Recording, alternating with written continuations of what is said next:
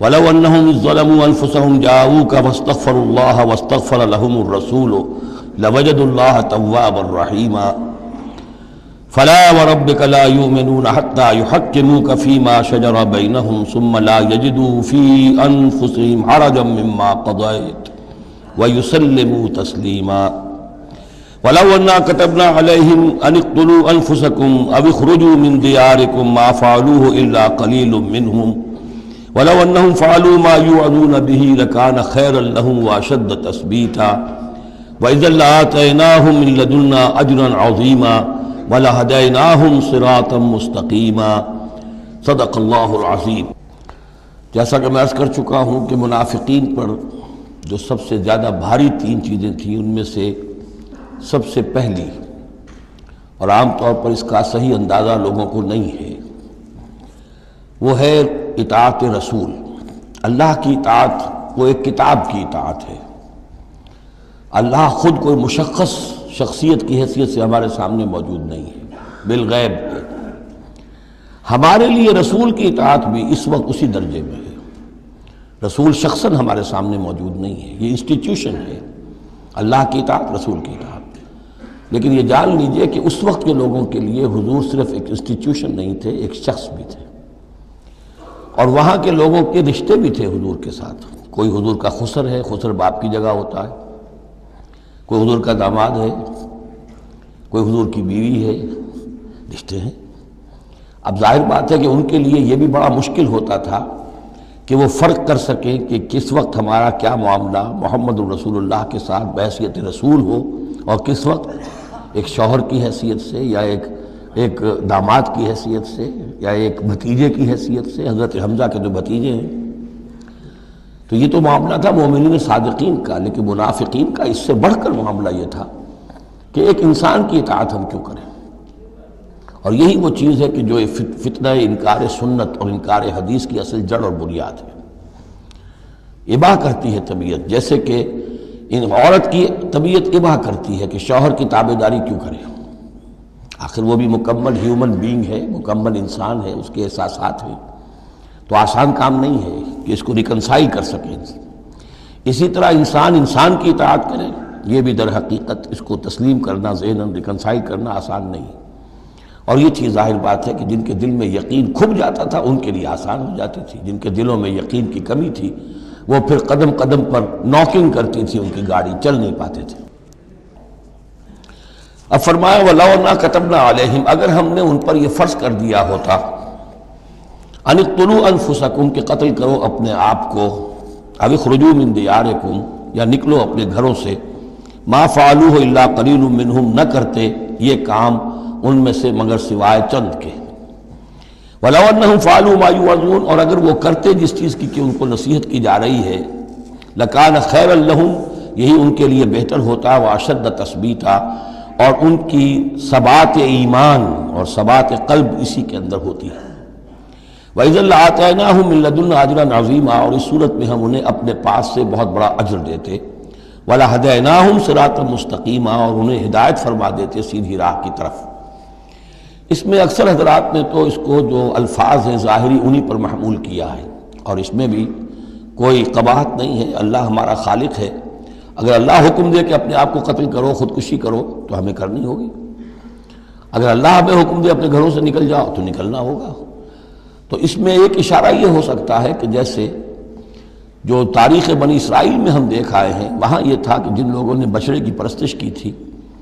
ان کو جو مرتد ہونے کی سزا دی گئی تھی اس کے لیے الفاظ یہی آئے تھے، أَنِ اقْتُلُوا أَنفُسَكُمْ قتل کرو اپنے آپ کو۔ مراد یہ ہے کہ تم اپنے قبیلے کے ان لوگوں کو قتل کرو جنہوں نے اس گناہ کبیرہ کا ارتکاب کیا ہے۔ تو شاید چونکہ منافقین کا معاملہ چل رہا ہے، اور منافقین کے ساتھ اکثر و بیشتر ایسا ہوتا تھا کہ ان کے خاندان والے، رشتہ دار، ان کے گھرانے والے ان کے ساتھ شامل ہو جاتے تھے حمایت کے اندر، تو یہاں بتایا جا رہا ہے کہ بجائے اس کے کہ ان کی حمایت کرو، ہونا تو چاہیے اس کے بالکل برعکس، اور وہ یہ کہ تم اپنے اندر سے خود دیکھو کون ہیں کہ جو منافق ہیں، کہ جو اصل میں آستین کے سانپ ہیں۔ اگر اللہ تعالیٰ نے تمہیں حکم نہیں دیا ہے، اگر اللہ تعالیٰ یہ حکم بھی دے سکتا تھا کہ ہر قبیلہ، ہر گھرانہ اپنے ہاں کے منافقین کو خود قتل کرے، یہ تو حضرت عمر رضی اللہ تعالیٰ عنہ نے اپنی اس ایمان کی غیرت کے اندر، غیرت ایمانی کے اندر قتل کیا، اور اس پر انہیں غصہ آیا، اس لیے کہ بہرحال وہ ان کے اپنے خاندان کے لوگ تو نہیں تھے، لیکن یہ کہ اللہ تعالیٰ اگر یہ حکم دیتا تو یہ بھی تمہیں کرنا چاہیے تھا، لیکن یہ کہ اللہ کے علم میں ہے کہ تم میں سے بہت کم لوگ ہوتے کہ جو اس حکم کی تعمیل کر سکتے، اور اگر کر گزرتے ما یوعظون بہ لکان خیرا لہم واشد تثبیتا واذا لآتیناہم من لدنا اجرا عظیما ولہدیناہم صراطا مستقیما۔ اب اس کے بعد یہ اطاعت رسول کے موضوع پر جو عظیم ترین آیت ہے قرآن کی وہ آ رہی ہے، وَمَن يُطِعِ اللَّهَ وَالرَّسُولَ، اور جو کوئی اطاعت کرے گا اللہ کی اور رسول کی صلی اللہ علیہ وسلم، فَأُولَٰئِكَ مَعَ الَّذِينَ أَنْعَمَ اللَّهُ عَلَيْهِمْ، تو یہ وہ لوگ ہوں گے جنہیں معیت حاصل ہوگی ان کی جن پر اللہ کا انعام ہوا، اور وہ کون ہیں؟ من النبیین والصدیقین والشہداء والصالحین، یعنی انبیاء کرام اور صدیقین اعظام اور شہداء کرام اور صالحین، وحسن اولئک رفیقا، اور یہ لوگ تو بہت ہی اچھے ہیں رفاقت کے لیے، یعنی اللہ اور اس کے رسول کی اطاعت کرنے والوں کا پھر شمار ان لوگوں کے زمرے میں ہوگا، وہ جو سورہ فاتحہ کے ضمن میں ہم نے دیکھا تھا کہ اہدنا الصراط المستقیم صراط الذین انعمت علیہم، وہ کون لوگ ہیں انعمت علیہم، اس کی تفسیر ہے یہ، فاولئک مع الذین انعم اللہ علیہم من النبیین والصدیقین والشہداء والصالحین، ایک بیس لائن ہے، صالح مسلمان،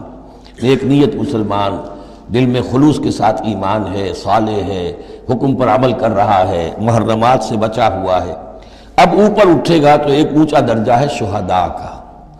اس سے بھی اونچا درجہ ہے صدیقین کا، اس سے بھی اونچا درجہ ہے انبیاء کا۔ اب انبیاء کا درجہ تو رک جائے گا، اس لیے کہ وہ تو ایک وہمی چیز ہے، کسبی چیز نہیں تھی، لیکن یہ دو درجے تو ابھی موجود ہیں کہ انسان اپنی ہمت سے جتنی محنت کرے، جتنی کوشش کرے، وہ شہادت اور صدیقیت کے مراتب تک فائز ہو سکتا ہے۔ یہ مضمون پوری وضاحت کے ساتھ آئے گا سورہ حدید میں انشاءاللہ۔ ذالک الفضل من اللہ وکفی باللہ علیما، اور یہ اللہ تعالیٰ کا بڑا فضل ہے جن لوگوں کو آخرت میں ان کی معیت حاصل ہو جائے۔ وتوفنا مع الابرار، اے اللہ ہمیں موت دیجو اپنے ابرار بندوں کے ساتھ۔ تو واقعہ یہ ہے ذالک الفضل من اللہ وکفی باللہ علیما، یہ تو اللہ کا بہت بڑا فضل ہے، اور اللہ کافی ہے ہر شے کے جاننے کے لیے، یعنی کون کس استعداد کا حامل ہے، کون کس قدر و منزلت کا حامل ہے، اللہ خوب جانتا ہے۔ اب آ رہی ہے دوسری چیز، قتال فی سبیل اللہ، جو بڑا سخت امتحان تھا مادی اعتبار سے۔ اطاعت رسول جو ہے وہ زیادہ تر ایک نفسیاتی ایک مرحلہ تھا، نفسیاتی الجھن تھی،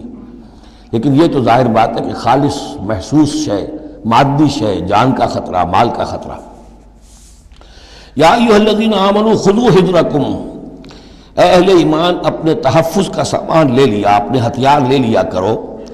فانفروا ثبات او انفروا جمیعا، اس کے بعد خواہ تم ٹکڑیوں کی شکل میں نکلو اور خواہ فوج کی شکل میں، یعنی دو طرح کے معاملات ہوتے تھے۔ کبھی حضور صلی اللہ علیہ وسلم چھوٹے چھوٹے آپ گروپ بھیجتے تھے، جیسے کہ غزوہ بدر سے پہلے 8، کبھی یہ کہ پوری فوج لے کر جیسے غزوہ بدر میں آپ گئے، غزوہ احد میں آئے، تو ان میں سے جو شکل بھی ہو نکلو اللہ کی راہ میں۔ وَإِنَّ مِنْكُمْ لَمَن لَيُبَطِّئَنَّ، تم میں سے کچھ لوگ ایسے ہیں جو دیر لگا دیتے ہیں، تاخیر کرتے ہیں، حکم ہو گیا ہے نکلنا ہے، فلاں وقت ہے، کوچ ہوگا، اب وہ اس میں ڈھیل برت رہے ہیں، ابھی تیاری ہو رہی ہے، اور پھر بہانہ بنا دیں گے کہ بس ہم تیاری کر ہی رہے تھے، اب نکلنے ہی والے تھے، اور وہ منتظر رہتے ہیں کہ کوئی فیصلہ ہو چکے، تو اس وقت پھر ہم کہیں گے کہ ہم تو نکلنے والے تھے کہ یہ فیصلہ ہمیں پہنچ گیا کہ جنگ کا تو فیصلہ ہی ہو گیا۔ فَإِنْ أَصَابَتْكُمْ مُصِيبَةٌ، پھر اگر تمہیں کوئی مصیبت پیش آ جائے، اب بہرحال مسلمانوں کو جنگ میں نکلے ہیں تو کوئی تکلیف پیش آ جائے، کوئی نقصان ہو، کوئی وقتی طور پر ہزیمت ہو جائے، قَالَ، تو وہ کہے گا قَدْ أَنْعَمَ اللَّهُ عَلَيَّ إِذْ لَمْ أَكُنْ مَعَهُمْ شَهِيدًا، میں تو اللہ نے بڑا انعام کیا، بڑا کرم کیا، جو میں نہیں گیا، میں رہ گیا، میری فلاں جو ضرورت تھی وہ میرے لیے رحمت بن گئی، وہ میرا جو اونٹ گم ہوا تھا اس وقت کہیں وہ اگر میرے پاس موجود ہوتا تو میں بھی وہاں پر خراب ہوتا، یہ تو مجھ پر تو اللہ کا بڑا کرم ہوا ہے کہ میں اس جنگ میں، اس مارکے میں جانے سے بچ گیا۔ وَلَئِنْ أَصَابَكُمْ فَضْلٌ، اور اگر تمہیں کوئی فضل پہنچ جائے اللہ کی طرف سے، فتح ہو جائے اور تم یعنی کامرانی کے ساتھ واپس آؤ اور تم مال غنیمت لے کر آؤ، من اللہ، اللہ کی طرف سے فضل مل جائے، لَيَقُولَنَّ، اس وقت پھر وہ حسرت کے ساتھ کہے گا کہ لَمْ تَكُنْ بَيْنَكُمْ وَبَيْنَهُ مَوَدَّةٌ، بالکل ایسے جیسے تمہارے اور اس کے درمیان کوئی دوستی اور مروت اور مودت ہے ہی نہیں۔ یا لیتنی کنت معہم فافوز فوزا عظیما، ہائے کاش کہ میں بھی ان کے ساتھ گیا ہوتا تو یہ بڑی کامیابی مجھے بھی حاصل ہو جاتی۔ یہ ان کا کردار ہے جس کا کہ نقشہ کھینچ دیا گیا۔ فَلْيُقَاتِلْ فِي سَبِيلِ اللَّهِ الَّذِينَ يَشْرُونَ الْحَيَاةَ الدُّنْيَا بِالْآخِرَةِ، بس جو لوگ دنیا کی زندگی کو آخرت کے عوض فروخت کرنے کے لیے تیار ہیں انہیں لازماً قتال کرنا چاہیے اللہ کی راہ میں۔ فَلْيُقَاتِلْ فِي سَبِيلِ اللَّهِ الَّذِينَ يَشْرُونَ الْحَيَاةَ الدُّنْيَا بِالْآخِرَةِ، جنہوں نے تو یہ طے کر لیا کہ ہم نے آخرت قبول کی، دنیا ہم دیتے ہیں۔ اب ان کے لیے تو پھر کوئی اس میں ہچکچاہٹ نہیں ہونی چاہیے، اگر انہوں نے واقعی یہ سودا اللہ سے کیا ہے تو پھر یہ کہ انہیں تو اللہ کی راہ میں جنگ کے لیے نکلنا چاہیے۔ وَمَن يُقَاتِلْ فِي سَبِيلِ اللَّهِ، اور جو کوئی بھی اللہ کی راہ میں قتال کرے گا، فَيُقْتَلْ أَوْ يَغْلِبْ، اب دو ہی امکانات ہیں، وہ قتل ہو جائے یا غالب ہو جائے، فتح مند ہو کر واپس آئے یا وہیں شہید ہو جائے۔ فَسَوْفَ نُؤْتِيهِ أَجْرًا عَظِيمًا، دونوں حالتوں میں ہم انہیں بہت بڑا اجر عطا فرمائیں گے۔ وَمَا لَكُمْ لَا تُقَاتِلُونَ فِي سَبِيلِ اللَّهِ، اب یہ خاص طور پر جو خاص قتال کے لیے ترغیب دلائی جا رہی ہے وہ ایسے لوگوں کے لیے کہ جو مختلف علاقوں میں مسلمان تھے، کہ جو پھنسے ہوئے تھے، ان میں کمزور بھی تھے، ان میں خواتین بھی تھیں، بیمار بھی تھے، بوڑھے تھے، جو ایمان تو لے آئے لیکن یہ کہ وہ ہجرت کے قابل نہیں تھے، تو وہ اپنے اپنے علاقوں میں ہیں، اپنے اپنے قبائل میں ہیں، وہاں ان کے اوپر ظلم ہو رہا ہے، انہیں ستایا جا رہا ہے، انہیں مارا جا رہا ہے، پرسیکیوٹ کیا جا رہا ہے۔ تو خاص طور پر ان کی نصرت کے لیے نکلنا اور ان کو جان چھڑانا اور ان کو بچا کے لے کر آنا، یہ کام تو ایسا ہے کہ جس میں غیرت ایمانی کا بہت ہی شدید تقاضا ہے، اور میں تو سمجھتا ہوں کہ غیرت انسانی کا بھی تقاضا ہے۔ وَمَا لَكُمْ لَا تُقَاتِلُونَ فِي سَبِيلِ اللَّهِ، میں کیا ہو گیا، کیوں قتال نہیں کرتے اللہ کی راہ میں؟ وَالْمُسْتَضْعَفِينَ، اور ان کمزور لوگوں کے لیے جو مغلوب بنا دیے گئے ہیں، من الرجال، مردوں میں سے، والنساء، اور عورتوں میں سے، والولدان، اور بچوں میں سے، الذین یقولون، جو یہ کہہ رہے ہیں، دعائیں کر رہے ہیں، ربنا اخرجنا من هذه القرية الظالم اهلها، اے ہمارے پروردگار ہمیں نکال اس بستی سے جس کے رہنے والے لوگ ظالم ہیں، واجعل لنا من لدنك وليا، اور ہمیں اپنے پاس سے کوئی ہمارا ولی، حمایتی، مددگار بنا دے، واجعل لنا من لدنك نصيرا، اور ہمارے لیے خاص اپنے فضل سے کوئی مددگار بھیج دے۔ اب ان کی جو یہ آہ و بکا ہے وہ بھی تمہیں آمادہ نہیں کر رہی کہ ان پر ظلم ہو رہا ہے، ان پر ستم ڈھائے جا رہے ہیں، اور تم جو ہے اپنے گھروں سے نکلنے کے لیے تیار نہیں ہو۔ یہ کن سے خطاب ہو رہا ہے؟ جن کے ہاں اسلام قائم ہو چکا تھا، ان سے خطاب ہو رہا ہے۔ ہم اپنے گھر میں اسلام قائم کر نہیں سکتے، یہاں پر کوئی جد و جہد نہیں کہ اسلام آ جائے، ہمارے ہاں کفر کا نظام چل رہا ہے، تو ہم تو مخاطب ہی نہیں اس کے۔ مخاطب اہل ایمان ہیں، اور اہل ایمان کا فرض کیا ہے؟ پہلے اپنے گھر کو درست کرو، پہلے اپنے ملک کے اندر اسلام قائم کرو۔ قرآن کے سوا کوئی اور قانون چل رہا ہے، من لم يحكم بما انزل الله فاولئک هم الكافرون ومن لم يحكم بما انزل الله فاولئک هم الظالمون ومن لم يحكم بما انزل الله فاولئک هم الفاسقون۔ ظالم، فاسق اور کافر اور مشرک تو ہم خود ہیں۔ تو یہ آیت اپنی جگہ ہے، ہر چیز کو اس کے کانٹیکسٹ کے اندر رکھنا چاہیے۔ الذین آمنوا یقاتلون فی سبیل اللہ، جو لوگ ایمان والے ہیں وہ قتال کرتے ہیں اللہ کی راہ میں۔ والذین کفروا یقاتلون فی سبیل الطاغوت، اور جو لوگ کافر ہیں وہ بھی قتال کر رہے ہیں، جنگ تو وہ بھی کر رہے ہیں، ابو جہل بھی تو لشکر لے کر آیا تھا، وہ طاغوت کی راہ میں قتال کر رہے ہیں۔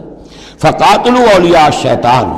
تو قتال کرو، جنگ کرو شیطان کی ساتھیوں سے، شیطان کے حمایتیوں سے، حزب الشیطان سے۔ ان کید الشیطان کان ضعیفا، یقیناً شیطان کی چال بڑی کمزور ہے، دکھائی دیتی ہے بڑی زوردار، بڑی باروب، لیکن یہ کہ اگر مرد مومن کھڑے ہو جائیں تو پھر اس کے اندر معلوم ہو جاتا ہے کہ پھسپسی چال ہے۔ الم تر الی الذین قیل لهم کفوا ایدیکم واقیموا الصلاۃ وآتوا الزکاۃ، ذرا تم نے دیکھا نہیں ان لوگوں کی طرف جن سے کہا گیا تھا کہ اپنے ہاتھوں کو بندھے رکھو، روکے رکھو، اور نماز قائم کرو اور زکوٰۃ دو۔ یہ ہے کہ جو مکے کے اندر حکم تھا 12 برس تک، مکے میں جب مسلمانوں پر ظلم و ستم توڑا جاتا تھا، انہیں ستایا جا رہا تھا، تو بہت سے مسلمان تھے جوش میں بھی اور یقیناً خلوص کے ساتھ ہوش مند ہو کر بھی کہ ہمیں اپنے ان بھائیوں کی مدد کرنی چاہیے۔ اب یہ سمیہ ہمارے سامنے جو ہے، جو کچھ ہو رہا ہے اس کے ساتھ، ہماری نگاہوں کے سامنے یاسر کے ساتھ جو کچھ ہو رہا ہے، حضور ہمیں اجازت دیجیے۔ آخر ہم جو ہے، ہم نامرد نہیں ہیں، ہم بے غیرت نہیں ہیں، ہم بزدل نہیں ہیں، لیکن اجازت نہیں تھی۔ یہ منہج انقلاب نبوی کا ایشو ہے۔ اس وقت حکم یہ تھا اپنے ہاتھ تھامے رکھو، نغمہ ہے بلبل شوریدہ تیرا خام ابھی، اپنے سینے میں اسے اور ذرا تھام ابھی، ایک وقت آئے گا تمہارے ہاتھ کھول دیے جائیں گے، ابھی کفو ایدیکم۔ لیکن یہاں سوال پیدا ہوتا ہے، الم تر الی الذین قیل لہم کفو ایدیکم، یہ فعل مجہول ہے، کہا کس نے تھا؟ مکی قرآن میں یہ آیت موجود نہیں ہے، وہاں بھی یہ حکم تھا محمد الرسول اللہ صلی اللہ علیہ وسلم کا، حضور نے روکا۔ یہ آیت تو اتر رہی ہے مدنی قرآن میں، سورۃ النساء میں، تو معلوم ہوا کہ اس وقت بھی وہ حضور کا حکم تھا جس کو کہ اللہ نے وہ اون کیا ہے، اللہ کی طرف سے تھا یہ۔ تو وہی یہ جلی تو ہوتی ہے، وہی یہ خفی بھی ہوتی ہے، یا حضور کے جس اجتہاد کو اللہ تعالیٰ اس کو تقریر کہیں گے، جیسے حضور کی حدیث ہم کہتے ہیں، ایک آپ کا قول ہے، ایک فعل ہے، ایک تقریر ہے۔ کوئی کام آپ کے سامنے کیا گیا، آپ نے اسے روکا نہیں، تو گویا کہ ایک طرح سے آپ کی طرف سے ریکگنیشن مل گئی کہ وہ بھی جائز ہے، یقیناً غلط ہوتا تو حضور روک دیتے۔ اسی طرح اللہ تعالیٰ کی کتاب ہے، وحی جلی ہے، وہ آ رہی ہے، لیکن حضور کا وحی خفی بھی ہے حضور کو جو آ جاتی ہے، اور ایک یہ کہ حضور خود اجتہاد کر رہے ہیں، اس کو اگر اللہ نے روکا نہیں تو گویا اللہ کی تقریر ہو گئی، اور وہ بھی اللہ ہی کی طرف سے ہو گیا، اور وہ بھی گویا کہ اللہ نے اون کر لیا۔ تو اب یہ بھی ہو سکتا ہے کہ وحی خفی کے ذریعے سے اللہ نے مکی دور میں حضور کو یہ حکم دیا ہو کہ جو ہے یہاں نقل ہوا ہے، اور یہ بھی ہو سکتا ہے یہ حضور کا اپنا اجتہاد ہو اور اس کو اللہ تعالیٰ نے قبول کیا ہو۔ الم تر الی الذین قیل لہم کفوا ایدیکم واقیموا الصلاۃ وآتوا الزکاۃ، اب یہاں محذوف ہے۔ اس وقت تو کچھ لوگ بڑے زور شور سے کہتے تھے ہمیں اجازت ہونی چاہیے، ہم جنگ کریں، لیکن اب کیا حال ہوا؟ فلما کتب علیہم القتال، جب ان پر جنگ فرض کر دی گئی، اذا فریق منہم یخشون الناس کخشیۃ اللہ او اشد خشیہ، تو اب یہ دیکھنے میں آ رہا ہے کہ ان میں سے کچھ لوگ انسانوں سے اس طرح ڈر رہے ہیں جیسے اللہ سے ڈرنا چاہیے، بلکہ اس سے بھی زیادہ ڈر رہے ہیں۔ اب ظاہر بات ہے یہ وہ مکے کے مہاجرین نہیں ہیں، یہ اصل میں وہی منافقین مدینہ جو ہے ان کا حال ہے، لیکن کنٹراسٹ دکھانے کے لیے جو اس دور کی بات تھی اس کے مقابلے میں اس کو لے آیا گیا کہ اصل ایمان تو وہ تھا، اور یہ جو کچھ ہے شکل، یہ تو پھر کمزوری ہے اور نفاق کی علامت ہے۔ وَقَالُوا رَبَّنَا لِمَا كَتَبْتَ عَلَيْنَا الْقِتَالَ، اور وہ کہتے ہیں کہ پروردگار یہ ہم پر تو نے کیوں فرض کر دی جنگ، لَوْلَا أَخَّرْتَنَا إِلَىٰ أَجَلٍ قَرِيبٍ، ابھی اے پروردگار کچھ اور عرصے کے لیے، کچھ دیر کے لیے اور کیوں نہ مؤخر کیا اس کو۔ قُلْ مَتَاعُ الدُّنْيَا قَلِيلٌ، اے نبی کہہ دیجئے دنیا کا ساز و سامان یہ بہت حقیر سی شے ہے، وَالْآخِرَةُ خَيْرٌ لِمَنِ اتَّقَىٰ، آخرت بہت بہتر ہے اس کے لیے جو تقویٰ کی روش اختیار کرے، وَلَا تُظْلَمُونَ فَتِيلًا، اور تم پر دھاگا بھر بھی کوئی ظلم نہیں ہوگا، حق تلفی نہیں ہوگی، تمہارے جو بھی اعمال ہیں، انفاق ہے، قتال ہے، جو بھی اللہ کی راہ میں ایثار ہے، بھرپور تمہیں اس کا اجر و ثواب دے دیا جائے گا۔ اینما تکونوا یدرککم الموت، اب ظاہر بات ہے کہ قتال سے جی چرانے میں اصل سبب کیا تھا؟ موت کا خوف، اب اس کو کھولا جا رہا ہے جو ان کے دل کے اندر ہے۔ اینما تکونوا یدرککم الموت، جہاں کہیں بھی ہوگے موت تو تمہیں آ لے گی، پا لے گی۔ وَلَوْ كُنْتُمْ فِي بُرُوجٍ مُشَيَّدَةٍ، خواہ تم بڑے مضبوط فورٹیفائڈ قلعوں کے اندر اپنے آپ کو جا کر محصور کر لو، بروج قلعے کے لیے آتا تھا، مشیدہ بہت مضبوط۔ وَإِن تُصِبْهُمْ حَسَنَةٌ يَقُولُوا هَٰذِهِ مِنْ عِندِ اللَّهِ، ان منافقین کا ایک اور طرز عمل دیکھیے، اگر مسلمانوں کو کوئی اچھی شے مل گئی، کوئی فتح ہو گئی، کوئی اور خیر آ گیا، حضور کی تدبیر کے اچھے نتائج نکل آئے، تو اسے حضور کی طرف منسوب نہیں کرتے تھے، کیا کہتے تھے؟ ان تصیبہم حسنۃ یقولوا ھذہ من عند اللہ، بڑا اللہ کا فضل ہوا، بڑا اللہ کا کرم ہوا، اللہ نے کیا ہے۔ وَإِن تُصِبْهُمْ سَيِّئَةٌ، اگر کوئی تکلیف آ گئی، کوئی مصیبت آ گئی، یقولوا ھذہ من عندک، اے محمد آپ کی وجہ سے ہوا ہے، یہ آپ نے یہ غلط اقدام کیا، آپ نے یہ فیصلہ کر لیا کہ کھلے میدان میں جا کے جنگ کریں گے، ہم نے تو مشورہ دیا تھا آپ کو، آپ کی بھی رائے یہی تھی کہ مدینے کے اندر محصور ہو کر جنگ کریں، خیر آ گئی تو اللہ کی طرف سے، اور اگر تکلیف آ گئی تو اے محمد آپ کی طرف سے۔ قل کل من عند اللہ، کہہ دیجئے یہ سب چیزیں، خیر ہو، شر ہو، تکلیف ہو، آسانی ہو، مشکل ہو، جو بھی صورت میں سب اللہ کی طرف سے ہیں۔ فما لہؤلاء القوم لا یکادون یفقہون حدیثا، تو ان لوگوں کو کیا ہو گیا ہے کہ یہ کوئی بات بھی نہیں سمجھتے، ان کی مت بالکل ماری جا چکی ہے۔ اب یہاں جو اگلی آیت ہے اس کے بارے میں کافی قول ہیں، لیکن جو میرے نزدیک راجح ہے وہ میں بیان کر رہا ہوں کہ اس میں تحویل خطاب ہے۔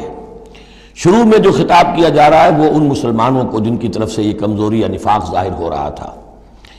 ما اصابک من حسنۃ فمن اللہ وما اصابک من سیئۃ فمن نفسک، دیکھو اے مسلمان، جو بھی کوئی خیر تمہیں ملتا ہے تمہیں یہی کہنا چاہیے اللہ کی طرف سے، اگرچہ خیر بھی اللہ کی طرف سے اور شر بھی اللہ کی طرف سے۔ یہ تو جو ہمارے ایمان کا ہے وہ ایمان مفصل، والقدر خیرہ وشرہ من اللہ تعالی والبعث بعد الموت، ہمارا ایمان اس پر ہے۔ لیکن طریقہ کیا ہے انسان کے لیے، ادب کیا ہے، صحیح کیا ہے، وہ یہ ہے کہ خیر ملے اللہ کا فضل ہے، اور اگر کوئی خرابی ہوئی ہے میری کسی غلطی سے ہوئی ہے، مجھ سے کوئی کوتاہی ہوئی ہے، مجھے اللہ تعالیٰ نے کوئی تعدیب فرمانی چاہیے۔ وَأَرْسَلْنَاكَ لِلنَّاسِ رَسُولًا، اور اے نبی ہم نے آپ کو تو لوگوں کے لیے رسول بنا کر بھیجا ہے۔ ایک یہ قول ہے کہ اس میں تحویل خطاب ہے، ایک یہ کہ درمیانی ٹکڑے میں بھی خطاب تو حضور سے ہی ہے لیکن استجاب کے انداز میں، اچھا تو جو انہیں خیر مل جائے تمہیں وہ تو ہے اللہ کی طرف سے، اور جو کوئی برائی آ جائے تو اے نبی آپ کی طرف سے ہے۔ کیا بات یہ کہہ رہے ہیں جبکہ اللہ نے آپ کو تو رسول بنا کر بھیجا ہے۔ تو یہ دو تعبیریں ہیں اس کی، میرے نزدیک پہلی تعبیر راجح ہے۔ وَكَفَى بِاللَّهِ شَهِيدًا، اور اللہ تعالیٰ کافی ہے گواہ کے طور پر یا مددگار کے طور پر۔ مَن يُطِعِ الرَّسُولَ فَقَدْ أَطَاعَ اللَّهَ، جو کوئی اطاعت کرتا ہے رسول کی، جس نے اطاعت کی رسول کی اس نے اطاعت کی اللہ کی۔ یہ ٹکڑا بہت اہم ہے، اس لیے کہ اس کے ساتھ ہی آپ حدیث اپنے دماغ میں ٹانک لیجئے، اپنے ذہن میں، اس لیے کہ یہ جو کام تھا سارا کا سارا ایک جماعتی زندگی کے تحت ہو رہا تھا، اور اس میں رسول جو ہے صلی اللہ علیہ وسلم وہ جنگ میں ہے تو کمانڈر ان چیف ہے، لیکن کمانڈر ان چیف کے ساتھ دوسرے چھوٹے کمانڈرز بھی تو ہوتے ہیں، میمنہ پر، میسرہ پر، قلب پر، عقب پر، ہر اول دستے پر کون ہے۔ لہذا چین ہے یہ اطاعت کی، سم اطاعت کی، کہ حضور نے فرمایا من اطاعنی فقد اطاع اللہ، وہ تو یہی بات آ گئی، من یطع الرسول فقد اطاع اللہ، من اطاعنی فقد اطاع اللہ ومن عصانی فقد عصى اللہ، جس نے میری اطاعت کی اللہ کی اطاعت کی، جس نے میری نافرمانی کی اللہ کی نافرمانی کی۔ ومن اطاع امیری فقد اطاعنی، جس نے میرے مقرر کردہ امیر کی اطاعت کی اس نے میری اطاعت کی۔ ومن عصى امیری فقد عصانی، اور جس نے میرے معین کردہ امیر کی مخالفت کی یا اس کی نافرمانی کی اس نے میری نافرمانی کی۔ تو یہ چین چلے گی اوپر سے نیچے تک، جو بھی جماعت ہوگی، لشکر ہوں گے، اس میں جو ہے رینکس ہوں گے، اس میں کادرز ہوں گے، اسی طریقے سے یہ سم و طاعت جو ہے اس کی ایک زنجیر چلتی چلی جائے گی۔ ومن تولیٰ فما ارسلناک علیہم حفیظا، اب جو اس سے منہ موڑ دیں، روگردانی کریں، تو اے محمد صلی اللہ علیہ وسلم ہم نے آپ کو ان پر داروغہ بنا کر یا ذمہ دار بنا کر نہیں بھیجا ہے، وہ پھر اپنا معاملہ اللہ کے ہاں جا کر وہ خود اس کا محاسبہ جو ہے فیس کریں گے۔ وَيَقُولُونَ طَاعَةٌ،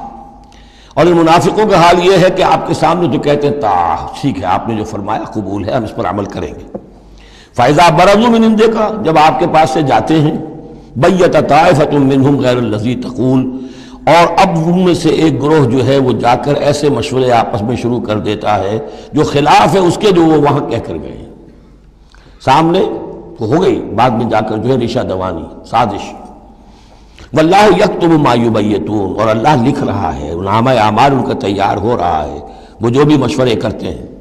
فاعرض عنہم، تو اے نبی ان سے اعراض کیجئے، ان کو دفع کیجئے، چشم پوشی کیجئے، یہ کوئی نقصان نہیں پہنچا سکیں گے۔ اس میں بھی مصلحت یہ ہے کہ ابھی ان کے خلاف اقدام کرنا خلاف مصلحت ہے۔ جیسے ایک دور میں فرمایا گیا کہ ابھی فاعفوا واصفحوا، ان یہودیوں کو ذرا ابھی ان کی شرارتوں پر نکیر نہ کیجئے، جو کہہ رہے ہیں صبر کیجئے، اس لیے کہ ابھی اسی کے اندر مصلحت ہے کہ ابھی یہ محاذ نہ کھولا جائے۔ اسی طرح ان کے بارے میں کہا کہ عارضنوا، ابھی ذرا کچھ عرصے کے لیے، یہاں الفاظ تو نہیں ہے وہ عرصے کے لیے، لیکن نتیجے کے طور پر، اس لیے کہ غزوہ تبوک کے بعد پھر حضور نے ان پر گرفت شروع کی، تو وقت آ گیا کہ اس کے بعد ان کے پردے چاک کر دیے گئے، جو پردے پڑے رہے تھے اب تک وہ پردے اٹھا دیے گئے تھے۔ فاعرض عنہم وتوکل اللہ، اور آپ اللہ پر توکل کیجئے، وکفیٰ باللہ وکیلا، اللہ کافی ہے سہارے کے طور پر. یعنی ان کی یہ ریشہ دوانیاں، ان کے یہ مشورے، ان کی یہ سازشیں، یہ سب جو ہے پادر ہوا ہے، اور یہ سب نسیاں منسیہ ہو جائیں گی، آپ فکر نہ کیجئے. افلا یتدبرون القرآن، تو کیا یہ لوگ قرآن پر تدبر نہیں کرتے؟ پڑھتے تو ہیں. میں نے آپ سے کہا نا نمازیں تو وہ پڑھتے تھے. جو بھی منافق تھا اسے اس وقت نماز تو پڑھنی پڑتی تھی، ورنہ تو مسلمان نہ مانا جاتا. آج تو مسلمان مانے جانے کے لیے نماز ضروری نہیں ہے، اس وقت تو ضروری تھی. بلکہ عبداللہ ابن ابی تو پہلی صف میں ہوتا تھا، اور جمعے کے روز تو خاص طور پر حضور کے خطبے سے پہلے کھڑا ہو جاتا تھا اور اعلان کرتا تھا، لوگوں توجہ سے سنو، یہ اللہ کے رسول ہیں، اپنی چودراہٹ کے اظہار کے لیے کہ میں یہاں کا چودھری ہوں. تو وہ نمازیں تو پڑھتے تھے، قرآن سنتے تھے، لیکن افلا یتدبرون القرآن، قرآن پر تدبر نہیں کرتے. یہ قرآن ان کے سروں پر سے گزر رہا ہے، یا ان کے ایک کان سے داخل ہو کر دوسرے کان سے نکل رہا ہے. وَلَوْ كَانَ مِنْ عِنْدِ غَيْرِ اللَّهِ، اگر یہ اللہ کے سوا کسی اور کے پاس سے آیا ہوتا، لَوَجَدُوا فِيهِ اخْتِلَافًا كَثِيرًا، تو اس میں بہت سے تضادات بھی پاتے. اس پر غور کرو گے، یہ بڑا مربوط کلام ہے، اس کا پورا فلسفہ جو ہے بہت منطقی طور پر مربوط ہے، اس کے اندر کہیں کوئی تضاد نہیں ہے. وَإِذَا جَاءَهُمْ أَمْرٌ مِّنَ الْأَمْرِ، انہی منافقین کا ایک اور روش، جب ان کے پاس کوئی خبر پہنچتی ہے کسی بات کی، من الامن او الخوف، امن کے بارے میں یا خوف کے بارے میں، کہیں سے خبر آ گئی کہ فلاں قبیلہ چڑھائی کرنے کی تیاری کر رہا ہے، حملہ کرے گا، اذاعوا بہ، تو وہ اس کو پھیلا دیتے ہیں، نشر کر دیتے ہیں، عام کر دیتے ہیں، تاکہ لوگوں میں خوف اور ہراس پیدا ہو جائے. یہ اسی سے اذاع کا لفظ آج کل بنا ہوا ہے، ریڈیو کو، نشر کو، براڈ کاسٹنگ کے لیے یہ لفظ ہے عربی کا، جدید عربی کا. اذاعۃ الجمہوریۃ المتحدۃ العربیہ، یہ جو ریڈیو ہے، this the radio of United Arab Republic, یہ میں سنا کرتا تھا کبھی، شیخ عبد الباسط عبد الصمد کی قرات ہوا کرتی تھی مصر سے، تو وہ اذاعۃ الجمہوریۃ المتحدۃ العرب، تو یہ جو ہے وہ اذاع اب نشر کرنے کے لیے، اذاعوا بہ، وہ اس کو نشر کر دیتے ہیں. وَلَوْ رَدُّوهُ إِلَى الرَّسُولِ، اگر وہ اس کو لوٹاتے رسول کی جانب کہ حضور یہ خبر آئی ہے، اس طرح کی اطلاع آئی ہے، وَإِلَىٰ أُولِي الْأَمْرِ مِنْهُمْ، یا جو اور اولو الامر ہیں، بہرحال اوس کے سردار ہیں، سعد بن عبادہ ہیں، ان تک بات پہنچا دیں، اس خزرج کے سردار، یا اوس کے سردار ہیں سعد بن معاذ، ان تک پہنچا دیں.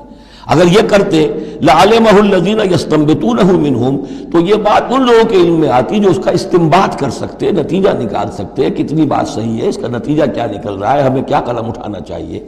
اور جب انہوں نے وہ خبر ایسے ہی جو ہے پھیلا دی، تو اس کا نتیجہ کیا ہوگا کہ لوگوں میں ایک سراسیمگی پیدا ہو گئی، ایک فکر پیدا ہو گیا، جسے آپ کہتے ہیں دنیا میں ہو جاتا ہے، سنسنی سی پیدا ہو جاتی ہے. وَلَوْلَا فَضْلُ اللَّهِ عَلَيْكُمْ وَرَحْمَتُهُ، اور اگر اللہ کا فضل اور اس کی رحمت تمہارے شان میں حال نہ ہوتی، لَاتَّبَعْتُمُ الشَّيْطَانَ إِلَّا قَلِيلًا، تو تم سب کے سب شیطان ہی کی پیروی کرتے سوائے چند کے. فَقَاتِلْ فِي سَبِيلِ اللَّهِ، قتال کے ضمن میں غالباً میرے نزدیک قرآن مجید کی سخت ترین آیت یہ ہے، لیکن اس میں سختی لفظی نہیں ہے، معنوی ہے. فَقَاتِلْ فِي سَبِيلِ اللَّهِ، تو اے نبی آپ تو جنگ کریں اللہ کی راہ میں. لا تکلف الا نفسک، آپ پر کوئی ذمہ داری نہیں ہے سوائے اپنی ذات کے. وحرض المؤمنین، اہل ایمان کو جتنا بھی آپ اکسا سکے اکسا، اختیار تو نہیں، یعنی اگر کوئی اور نہیں نکلتا اکیلے نکلیے. جیسے کہ حضرت ابوبکر نے کہا بھی تھا، جب کہا گیا کہ مانعین زکوٰۃ کے معاملے میں نرمی کیجیے، کوئی نہیں میرا ساتھ دے گا، میں اکیلا جاؤں گا. یہ عظیمت. تو اے نبی آپ کو تو یہ کام کرنا، آپ کا تو فرض منصب ہی ہے، آپ کو ہم نے بھیجا اس لیے. هو الذی ارسل رسولہ بالہدی ودین الحق لیظہرہ علی الدین کلہ، آپ کو تو کرنا ہے. فقاتل فی سبیل اللہ لا تکلف الا نفسک، کوئی اور نہیں جا رہا ہے تو آپ پر ذمہ داری نہیں ہے. حرض المؤمنین، یہ حرض ضاد کے ساتھ ہے، ایک حرص ہے صاد کے ساتھ، ہارا صاد، حرص، طمع، کسی چیز کی لالچ. تحریص کے معنی ہو گئے کسی میں کسی شے کی ترغیب پیدا کرنا، لالچ پیدا کرنا، پرسویشن. حرض، یہ ضاد جو آیا ہے یہ ہے جیسے اکسانا، لوگوں کے جذبات کو جوش میں لانا، ایمان کے اندر ان کے جوش پیدا کرنا، یہ ہوگا. یہ حرض، حرص سے یہ ضاد ایک نقطے سے بڑا فرق واقع ہوا ہے.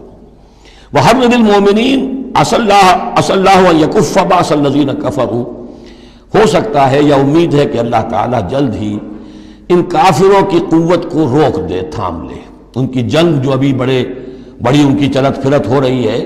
ابھی یہ کچھ عرصے کی بات اور ہے، وہ وقت بس آیا چاہتا ہے کہ ان میں دم نہیں رہے گا. اس لیے کہ سن 5 میں، یوں سمجھیے یہ سن 4 میں نازل ہو رہی ہے سورہ نساء، سن 5 میں سورہ احزاب ہے،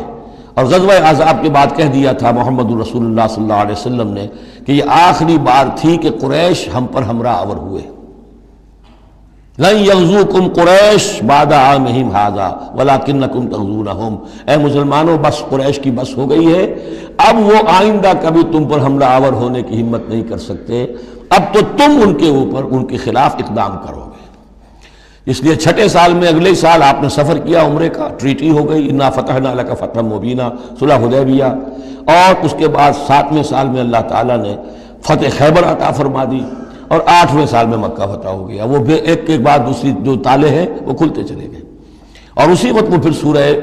سورہ صف نازل ہو گئی تھی کہ اب وَأُخْرَىٰ تُحِبُّونَهَا نَصْرٌ مِّنَ اللَّهِ وَفَتْحٌ قَرِيبٌ، یہ بھی غزوہ احزاب کے فوراً بعد نازل ہوئی کہ اے نبی بشر المومنین، اہل ایمان کو بشارت دے دیجئے کہ وہ سخت دور گزر گیا، اب اللہ کی طرف سے نصرت اور فتح تمہارے قدم چوما چاہتی ہے. عسى اللہ ان یکف باس الذین کفروا، امید ہے کہ اللہ تعالیٰ ان کافروں کی قوت کو تھام لے گا، ان کی جنگ کو روک دے گا. واللہ اشد باس واشد تنکیلا، اور یقیناً اللہ تعالیٰ بہت سخت ہے جنگ میں بھی، قوت میں بھی، اور سزا دینے میں بھی، اور سختی اور عقوبت میں بھی. اس کے بعد پھر تمدنی چیزیں کچھ آ رہی ہیں، یہ اب پھر مسلمانوں سے خطاب آ رہا ہے.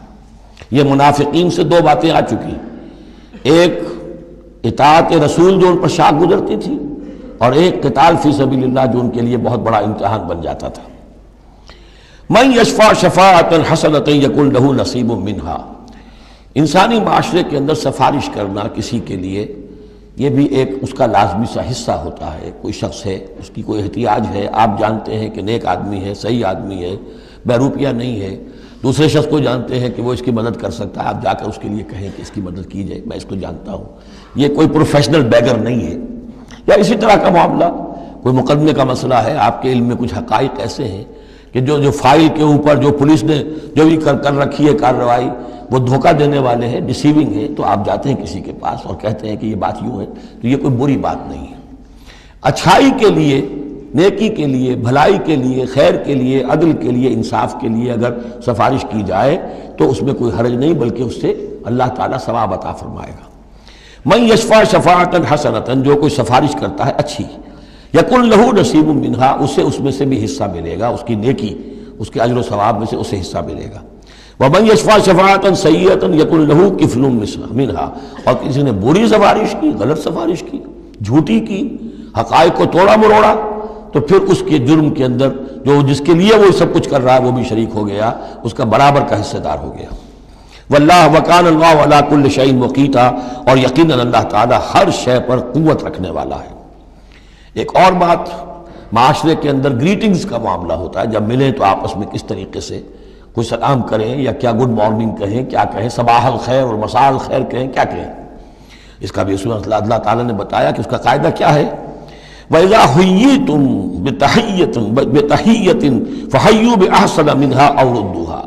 جب تمہیں کوئی دعا دی جائے، اصل میں عربوں کے ہاں چونکہ یہ روایت تھا حیاک اللہ حیاک اللہ حیاک اللہ، اللہ جو ہمارے ہاں سرائے کے علاقے میں حیاتی ہوئے، تمہاری عمر بڑھے، اللہ تعالیٰ عمر زیادہ کرے، تو یہ وہ انداز ان کا تھا کہ حیاک اللہ. تو اسی سے جو بھی گریٹنگز ہیں ان کے لیے لفظ تحیہ بن گیا ہے. اذا حییتم بتحیۃ، جب تمہیں کوئی دعا دی جائے تو پھر تم بھی دعا دو بأحسن منہا، اس سے بہتر. السلام علیکم کے جواب میں السلام علیکم ورحمۃ اللہ اضافہ کر کے دیجئے، لوٹائیے. اور ردوہا، کم سے کم اتنی تو کرو کہ برابر جو ہے وہ بات اس کو لوٹا دو. ان اللہ کان علی کل شیء حسیبا، یقیناً اللہ تعالیٰ ہر چیز کا حساب کرنے والا ہے. یہ چھوٹی چھوٹی چیزیں بھی جو ہیں ان کی بھی اہمیت ہے، آداب ہیں. انسانی زندگی کے اندر اور معاشرتی زندگی میں حسن پیدا ہوتا ہے، اس سے آپس کی محبت پیدا ہوتی ہے. اللہ لا الہ الا ہو، اللہ وہ ہے کہ جس کے سوا کوئی معبود نہیں. لَيَجْمَعَنَّكُمْ إِلَىٰ يَوْمِ الْقِيَامَةِ لَا رَيْبَ فِيهِ، وہ لازماً جمع کرے گا تمہیں قیامت کے دن، جس میں کوئی شک نہیں. ومن اصدق من اللہ حدیثا، اور اللہ سے بڑھ کر اپنی بات میں سچا کون ہوگا۔ اب یہ منافقین سے پھر اگلی بات شروع ہو رہی ہے، اور یہ ہے تیسری بات، ہجرت۔ وہ لوگ کہ جو قدرت رکھنے کے باوجود، مقدرت رکھنے کے باوجود ہجرت نہیں کر رہے تھے۔ یعنی ایک تو وہ ہے جو بیمار ہیں، بوڑھے ہیں، راستہ نہیں چل سکتے، راستہ انہیں آتا نہیں ہے، عورتیں ہیں، ان کا معاملہ تو پہلے آ چکا، ان کے لیے تو تمہیں قتال کرنا چاہیے تاکہ انہیں چھڑاؤ وہاں سے۔ ایک وہ ہے جو کہ اپنے ان کافر قبیلوں کے اندر، اپنی ان بستیوں کے اندر آرام سے رہ رہے ہیں، اور وہ ہجرت نہیں کر رہے، جبکہ ہجرت اب فرض کر دی گئی تھی۔ اور ہجرت فرض کیوں کر دی گئی تھی یہ بھی سمجھ لیجئے، اس لیے کہ جب حضور کی دعوت اور تحریک جو ہے وہ اس مرحلے میں آ گئی کہ اب قتال چاہیے، تو اب ظاہر بات ہے کہ جو آفینسو لینا ہے باطل کے خلاف، جو اقدام کرنا ہے، تو جتنی بھی اویلیبل طاقت ہے اسے ایک مرکز پہ آنا ضروری ہے۔ اگر منتشر پڑے رہی طاقت ساری تو پھر یہ ہے کہ وہ آپ کی کامیابی کا امکان کم ہے۔ اب تو جتنی بھی آپ کو مین پاور اللہ نے فراہم کی ہے اب تک، اس سب کو بلاؤ ایک مرکز پہ ہو تاکہ پوری قوت کے ساتھ ایک جگہ سے فیصلہ کو اقدام کیا جا سکے، یہ اس کی حکمت ہے۔ تو جو ہجرت ہوئی تھی پہلے مکی دور میں، جو حبشہ کی تھی، وہ آپشنل تھی، وہ تو صرف اجازت تھی ہجرت کی، اس کا حکم نہیں تھا۔ ہجرت مدینہ کا حکم تھا۔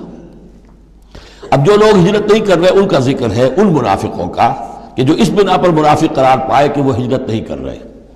فما لکم فی المنافقین فئتین، اور تمہیں کیا ہو گیا ہے ایسے منافقوں کے بارے میں، یہ بات آگے واضح ہو جائے گی کہ کن منافقین کا تذکرہ ہے یہ۔ تم دو گروہوں میں تقسیم ہو گئے ہو،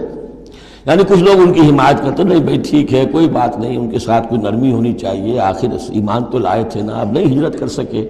اور کچھ لوگ جو ہے وہ اللہ کے حکم کے معاملے میں سختی سے عمل کرنا چاہتے ہیں۔ تو اے مسلمانوں تمہیں کیا ہو گیا، ان کے بارے میں دو گروہوں میں کیوں تقسیم ہو گئے؟ واللہ ارکسہم بما کسبوا، اللہ نے تو ان کے کرتوتوں کے سبب ان کو الٹ دیا، یعنی ان کا ہجرت نہ کرنا در حقیقت ثبوت ہے اس بات کا کہ ایمان سلب ہو گیا ان کا۔ ہاں کوئی مجبوری ہوتی، عذر ہوتی تو بات اور تھی۔ اتریدون ان تہدوا من اضل اللہ، کیا تم چاہتے ہو کہ ان کو ہدایت دے دو جن کی کہ گمراہی پر اللہ کی طرف سے مہر تصدیق ثبت ہو چکی ہے؟ وَمَن يُضْلِلِ اللَّهُ فَلَن تَجِدَ لَهُ سَبِيلًا، اور جس کی گمراہی پر اللہ کی طرف سے آخری مہر تصدیق ثبت ہو چکی ہو، پھر تم اس کے لیے کوئی راستہ نہ پاؤ گے۔ وَدُّوا لَوْ تَكْفُرُونَ كَمَا كَفَرُوا، یہ لوگ جو ان کے بارے میں نرمی کی باتیں کر رہے ہیں، بڑی چکنی چپڑی باتیں، یہ چاہتے ہیں کہ جیسے انہوں نے کفر کیا تم بھی کرو، فَتَكُونُونَ سَوَاءً، تاکہ تم برابر ہو جاؤ۔ بلی کی دم کٹ گئی، وہ چاہتی ہے سب بلیوں کی دمیں کٹ جائیں۔ فلا تتخذوا منهم اولیاء، تو اب ان کو اپنا دوست مت سمجھو، اپنا حمایتی مت جانو، حتی یہاجروا فی سبیل اللہ، جب تک کہ وہ ہجرت نہ کرے اللہ کی راہ میں۔ یہ گویا کہ اب لٹمس ٹیسٹ ہے ان کے ایمان کا، ہجرت نہیں کرتے تو گویا کہ مومن نہیں ہے، منافق ہے۔ وَإِن تَوَلَّوْا، اور اگر وہ پیٹ موڑ لیں، ہجرت نہ کریں، فَخُذُوهُمْ، پکڑو انہیں، وَاقْتُلُوهُمْ، قتل کرو انہیں، حیث وجدتموہ، جہاں پاؤ۔ یعنی پھر وہ کافروں کے حکم میں ہے، چاہے وہ کلمہ پڑھتے ہوں، لیکن اگر ہجرت نہیں کر رہے ہیں، جو ہجرت فرض کر دی گئی ہے ان پر، اگر وہ نہیں کر رہے ہیں تو گویا کہ وہ کافروں کے حکم میں ہے، اسی کے حکم میں ہے، انہیں پکڑو، قتل کرو جہاں پاؤ۔ وَلَا تَتَّخِذُوا مِنْهُمْ وَلِيًّا وَلَا نَصِيرًا، ان میں سے کسی کو بھی اپنا ولی اور مددگار مت بناؤ۔ إِلَّا الَّذِينَ يَصِلُونَ إِلَىٰ قَوْمٍ، اب اس میں استثناء ہے، ایک ایسے قبیلے میں اس قسم کے منافق مسلمان موجود ہیں کہ جن سے آپ کی صلح ہے، قبیلے کی قبیلہ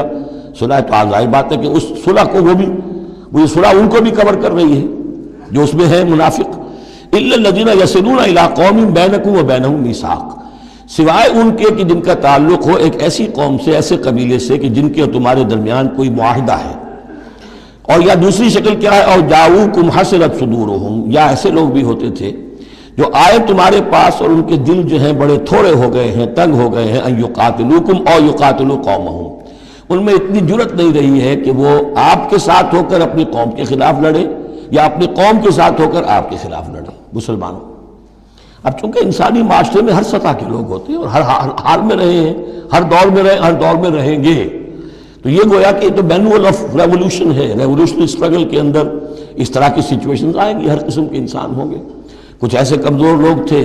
وہ کہتے تھے بھائی ہمارے لیے لڑنا بھڑنا مشکل نہیں ہے، نہ مشکل ہے، نہ تو ہم اپنی قوم کے ساتھ ہو کر مسلمانوں سے لڑیں گے، نہ مسلمانوں کے ساتھ ہو کر اپنی قوم سے لڑیں گے۔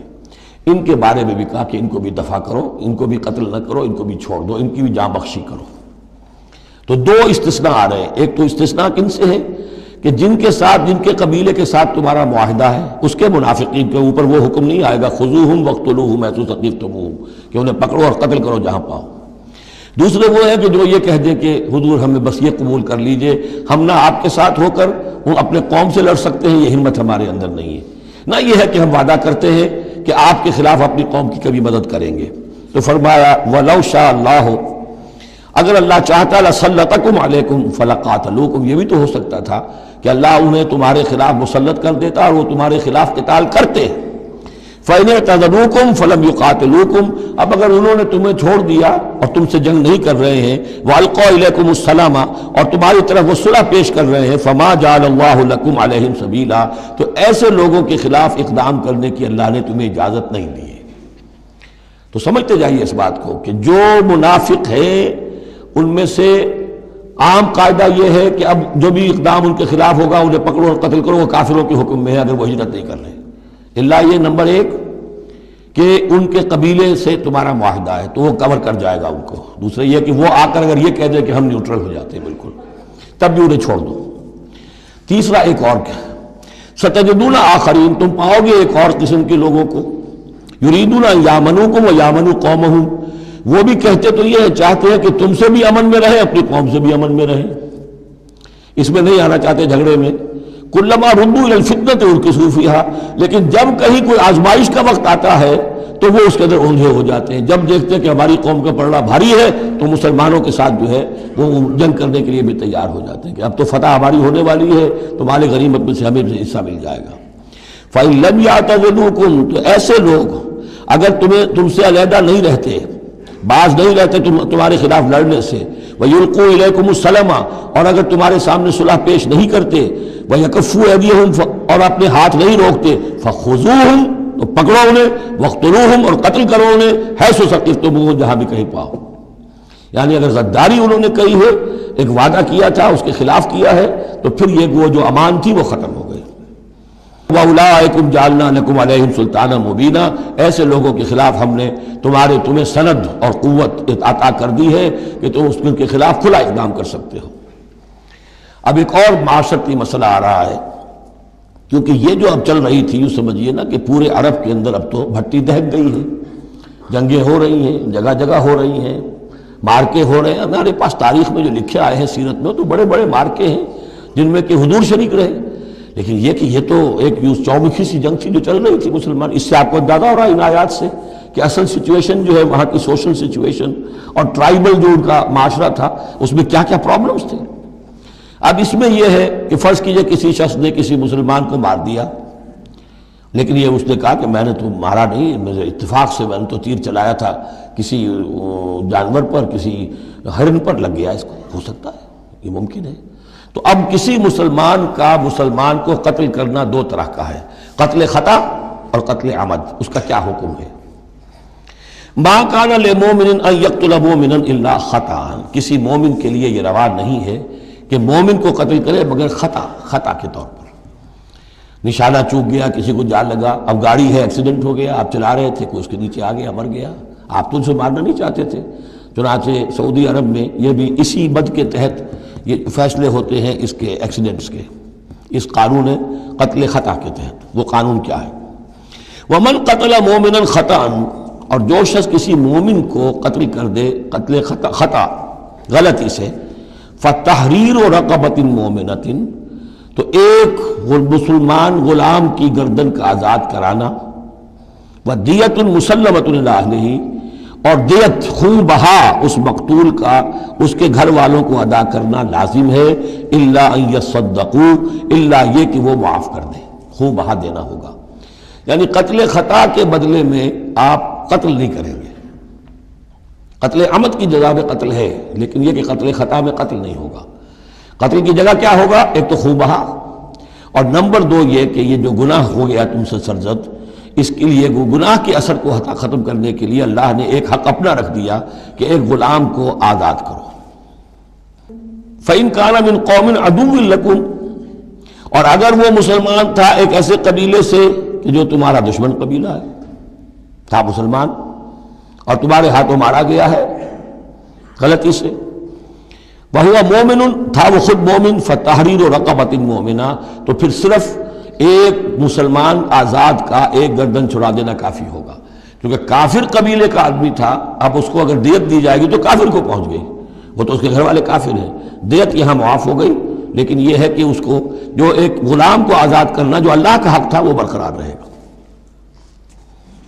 وَإِن كَانَ مِن قَوْمٍ بَيْنَكُمْ وَبَيْنَهُم مِيثَاقٌ، اور اگر وہ ہو ایسے قوم سے، ایسے قبیلے سے کہ تمہارے اور اس کے درمیان، اس کے قبیلے کے درمیان معاہدہ ہے، فَدِيَةٌ مُسَلَّمَةٌ، تو پھر وہی حکم آ جائے گا کہ دیت بھی دینی پڑے گی، حوالے کرنی ہوگی، اِلَىٰ أَهْلِهِ، اس کے گھر والوں کی طرف، اس کے وارثوں کو، وَتَحْرِيرُ رَقَبَةٍ مُؤْمِنَةٍ، اور ایک مومن کی گردن، ایک مومن جو ہے کہ جو مومن غلام ہو اس کا آزاد کرنا بھی ہوگا۔ فَمَن لَّمْ يَجِدْ، تو جو یہ نہ پائے، یعنی یہ جو اب دو حق ہو گئے، ایک ہے قید دیت، وہ تو مقتول کے جو ورثہ ہے ان کا ہے، اس میں تو معافی نہیں ہو سکتی، البتہ اللہ نے جو رکھا ہوا ہے کہ ایک مومن غلام کو آزاد کیا جائے، اگر کسی کے اندر اتنی مقدرت نہیں ہے تو اللہ نے نرمی کر دی اپنے حق میں، فَمَن لَّمْ يَجِدْ فَصِيَامُ شَهْرَيْنِ مُتَتَابِعَيْنِ، جس کے پاس اتنا پیسہ نہیں ہے کہ کوئی مسلمان غلام کو خریدے اور آزاد کرے، تو وہ 2 مہینے کے پے بپے متواتر روزے رکھے، توبۃ من اللہ، یہ اللہ کی طرف سے اس کے جرم کا کفارہ بن جائے گا، اس کے توبہ کے قبول کا ذریعہ بن جائے گا۔ وکان اللہ علیما حکیما، اور یقیناً اللہ تو علیم اور حکیم ہے۔ اب آ رہا قتل عمد، ومن یقتل مؤمنا متعمدا، اور جو کوئی قتل کرے گا کسی مومن کو جان بوجھ کر قتل عمد، فجزاؤہ جہنم خالدا فیہا، اس کا بدلہ تو جہنم ہے جس میں وہ ہمیشہ ہمیش رہے گا، وغضب اللہ علیہ، اور اللہ تعالیٰ کا غضب اس پر ہوگا، ولعنہ، اور اللہ نے اس پر لعنت فرمائی، وعد لہ عذابا عظیما، اور اس کے لیے بہت بڑا عذاب تیار کیا ہے۔ شروع میں آیا تھا کہ 2 چیزیں ہیں، حرمت جان، حرمت مال، معاشرے کی بنیاد اس پر قائم ہے، لہذا یہ کہ ایک مسلمان کا قتل کر دینا بھی اللہ کے ہاں کتنا بڑا ہے۔ آگے چل کر سورہ مائدہ میں اس سے بھی آگے آ گیا، فَكَأَنَّمَا قَتَلَ النَّاسَ جَمِيعًا، کسی ایک انسان کو ناحق قتل کر دینا بھی ایسے ہے جیسے کہ پوری نوع انسانی کو قتل کر دیا، اس لیے کہ تمدن کی جڑ کاٹ دی۔ اور اس سے اندازہ کیجئے ہمارے ہاں کتنا کچھ ایمان و اسلام ہے، یہ جان انسانی جو ہے کتنی سستی ہو چکی ہے، اور قتل عمد جس طریقے سے ہو رہا ہے، مچھر کی جان اور انسان کی جان ایک جیسی ہے۔ یا ایھا الذین آمنوا اذا ضربتم فی سبیل اللہ فتبینوا ولا تقولوا لمن القی الیکم السلام لست مؤمنا۔ اب اس آیت کو بھی آپ سمجھیں گے اسی پس منظر میں کہ یہ چومکھی جنگ چل رہی ہے، ہر جگہ ہو رہا ہے معاملہ، تو اس میں فرض کیجئے کہ کہیں کوئی مقابلہ ہوا، آپ نے سمجھا کہ یہ کافر آ رہا ہے، جب آپ اس کے قریب آئے، اسے مارنے لگے، قتل کرنے لگے، اس نے کلمہ پڑھ دیا، میں تو مسلمان ہوں، اب کیا کریں گے؟ اس کا حکم دیا جا رہا ہے۔ یا ایھا الذین آمنوا اذا ضربتم فی سبیل اللہ، اہل ایمان جب تم اللہ کی راہ میں نکلو، فتبینوا، تو تحقیق کر لیا کرو، وَلَا تَقُولُوا لِمَنْ أَلْقَىٰ إِلَيْكُمُ السَّلَامَ، اور جو شخص بھی تمہارے سامنے اسلام پیش کرے یا سلام پیش کرے، اس کو یہ مت کہو کہ لست مومنا، کہ تم مومن نہیں ہو، تمہیں کیا معلوم؟ ایمان کا تعلق دل سے ہے، دنیا کا سارا معاملہ اس کے اسلام پر ہوگا۔ اگر وہ کلمہ شہادت پڑھ رہا ہے، اپنے اسلام کا اظہار کر رہا ہے، you have to take him on his words۔ تو یہ معاملہ ہو گیا تھا حضرت اسامہ کے ساتھ۔ حضرت اسامہ کا ایک جنگ میں ایک کافر سے دو بدو مقابلہ ہوا، جب وہ کافر بالکل زیر ہو گیا کہ اب اس کو معلوم ہوا کہ میرے لیے بچت کا کوئی راستہ نہیں ہے، انہیں کلمہ پڑھ دیا، اشہد ان لا الہ الا اللہ واشہد ان محمد رسول اللہ۔ حضرت اسامہ نے وہی سمجھا جو کوئی بھی شخص سمجھتا کہ اس نے جان بچانے کے لیے ہیلا کیا ہے، بہانہ کیا ہے، اپنی تلوار نہیں روکی، قتل کر دیا، لیکن دل میں خلش رہی۔ پھر آپ کے خود انہوں نے کہا یا حضور تک اطلاع پہنچی تو حضور ناراض ہوئے، اے اسامہ کیا کرو گے اس دن، کیا جواب دو گے جب وہ کلمہ شہادت تمہارے خلاف مدعی ہو کر آئے گا کہ میرے ہوتے ہوئے تلوار چلی اس کی؟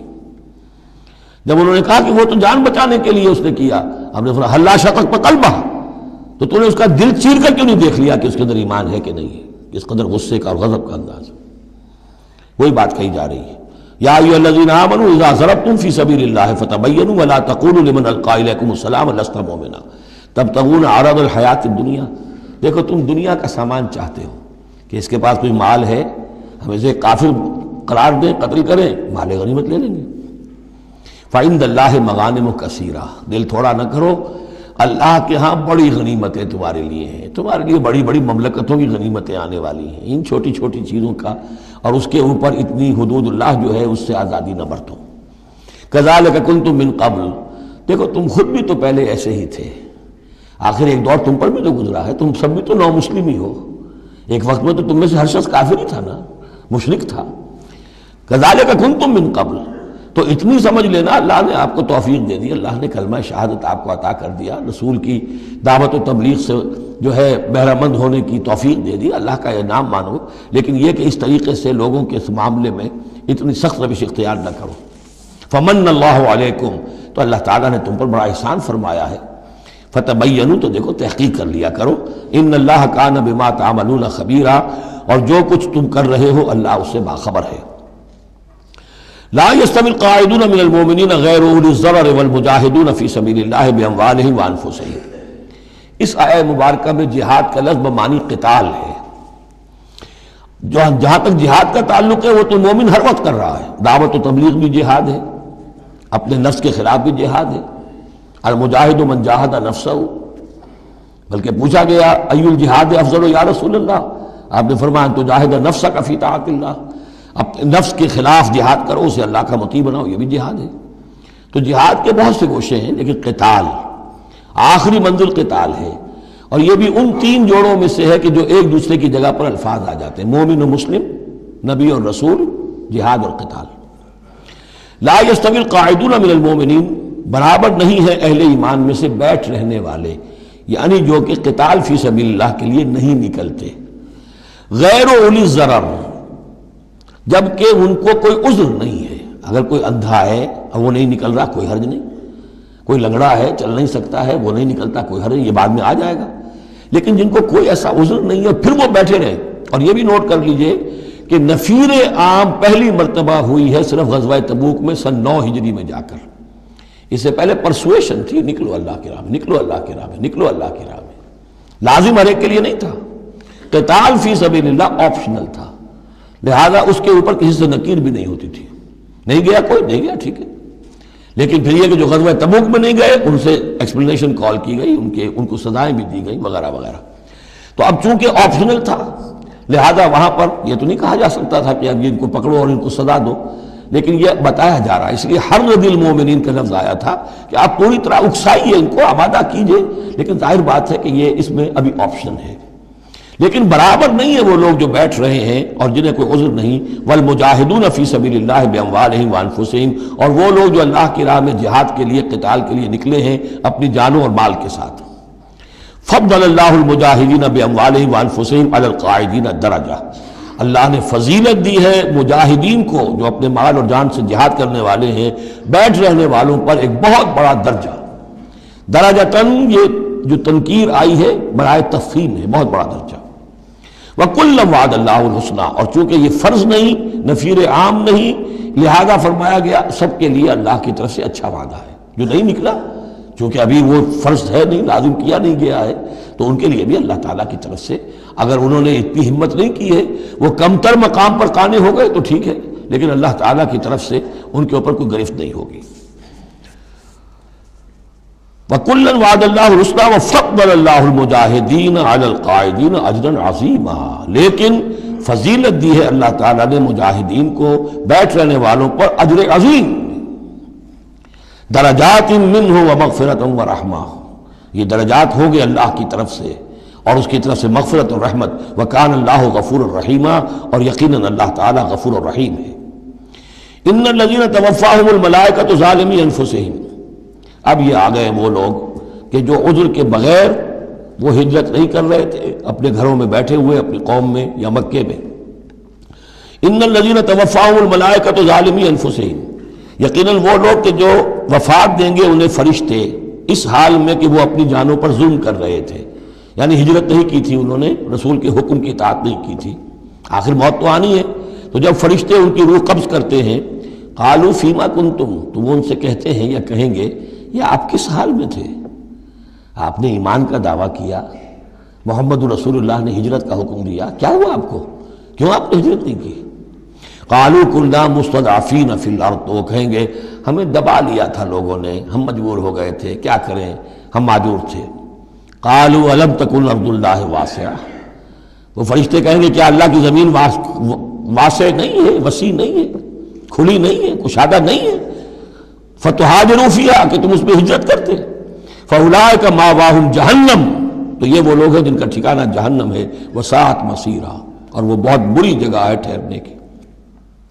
الا المستضعفین من الرجال، ہاں ایسے لوگ جو واقعتاً جن کو اب چینز پہنا دی گئی ہوں، زنجیروں میں جکڑ کر جن کو کہ گھروں میں رکھا گیا، ان کا معاملہ ہو رہا ہے کہ جنہیں دبا دیا گیا ہو۔ مستضعفین من الرجال والنساء، اور عورتیں، ان کے لیے تنہا سفر کرنا، ایسے بھی عورتیں تھیں جن تنہا ہجرت کی ہے لیکن ہر ایک کے لیے تو نہیں۔ والولدان، اور بچے، لا یستطیعون حیلۃ کہ نہ ان کے پاس کوئی تدبیر ہے، ولا یہتدون سبیلا نہ وہ راستہ جانتے ہیں، فاولئک عسى اللہ ان یعفو عنہم تو یہ وہ لوگ ہیں کہ اللہ تعالیٰ ان کو معاف فرمائے گا۔ اگر عذر تھا، مجبوری تھی، نہیں جا سکتے تھے،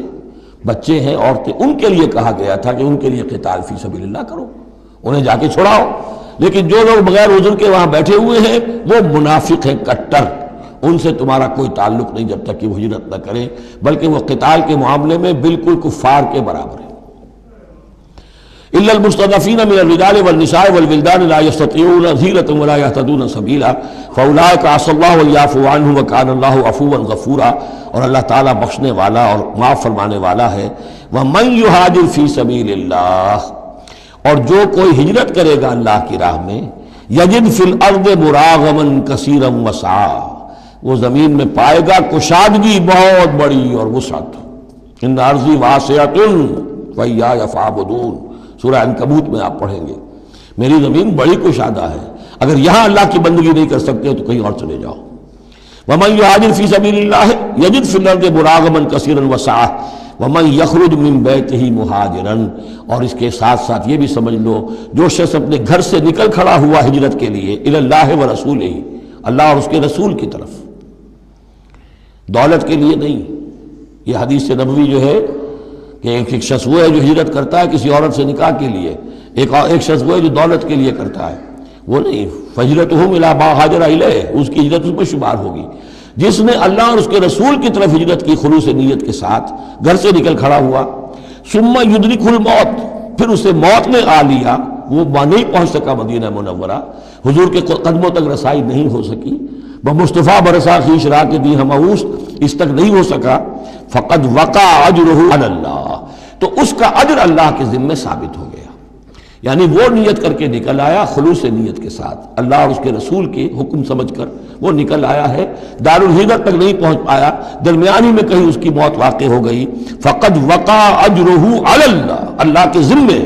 اس کا اجر جو ہے وہ اللہ کے ذمے ثابت ہے۔ وکان اللہ غفور الرحیم، اور یقیناً اللہ تعالیٰ غفور ہے، بخشنے والا، اور رحیم ہے، رحم فرمانے والا۔ بارک اللہ لی ولکم فی القرآن العظیم ونفعنی وإیاکم بالآیات والذکر الحکیم۔